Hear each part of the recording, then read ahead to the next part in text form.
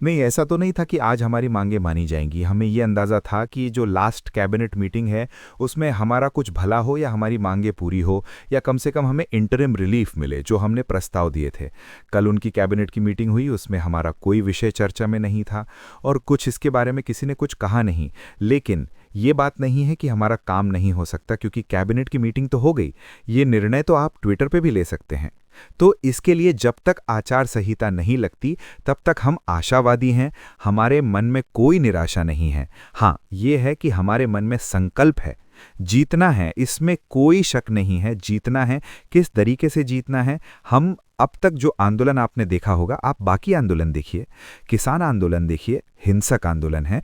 मैं उनकी टिप्पणी नहीं करना चाहता, लेकिन इतना शांततापूर्ण, इतना कारुण्यमय आंदोलन, अगर उसकी तरफ सरकार ध्यान नहीं दे रही है तो ये बहुत बुरी बात है, बहुत असंवेदनशील बात है। और इसके लिए हमने आज फैसला किया है कि अगर हमारा काम होता है तो हम सरकार को वरदान देंगे, अगर काम नहीं होता है तो हम सरकार को श्राप देंगे, जो हम फलित भी करके दिखाएंगे। 8 साल से आगे लड़ाई लड़ रहे हैं।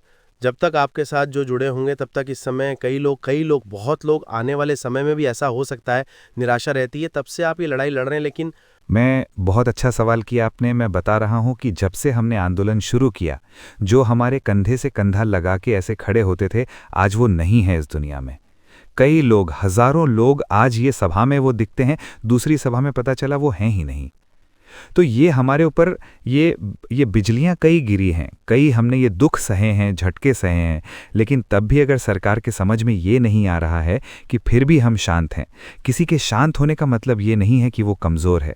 कोई अगर शांतता से बात कर रहा है, कोई अगर शांतता से अपनी मांग मांग रहा है, तो उसको आप कमज़ोर मत समझिए, क्योंकि ये रिजॉल्व है। इन सभी लोगों का एक संकल्प है कि हमको जीतना है।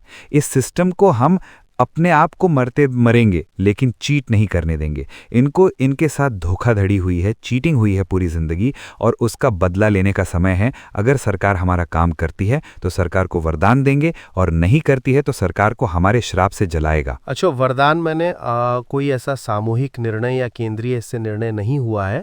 हम लोगों से कई ये है, सुझाव है। हमने ज़िला के जो हमारे अध्यक्ष हैं, उनको हम ये अधिकार दे रहे हैं कि तुम्हारे ज़िले की स्थिति देखते हुए तुम खुद निर्णय लो, तुम्हें क्या करना है हमसे डिस्कस करो and go ahead. For example, Aurangabad में हमारे जो मंत्री हैं एमओएस फाइनेंस, भागवत कराट जी, वो बीजेपी के कैंडिडेट होंगे। उन्होंने हमें कोई मदद नहीं की। उन्होंने, हमारे एक आदमी ने, जब जो उनकी सभा में था, उन्होंने पूछा, क्योंकि हमने उनको मदद की है, उनकी सभाएं ली हमने जनसंवाद यात्रा में, कोई नहीं आ रहा था उनकी सभा में, हमने सभाएं की उनकी 10,000 लोगों की।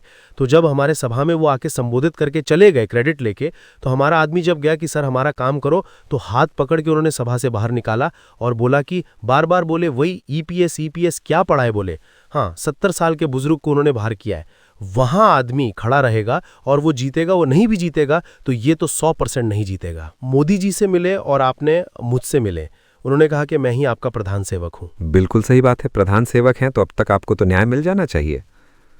मोदी, जो सवाल आपका है वही सवाल मेरा भी है कि अब तक हमें न्याय मिलना ही चाहिए था। कमांडा साहब, कहीं ना कहीं आपका जो चुनाव का फैसला और रणनीति आप सरकार के खिलाफ बना रहे हैं, ये कहीं जल्दी नहीं है कि आपका जो है सारा वो जो आपने दिया मेमोरेंडम प्रपोजल, वो पटल पे है, आज या कल में अनाउंस?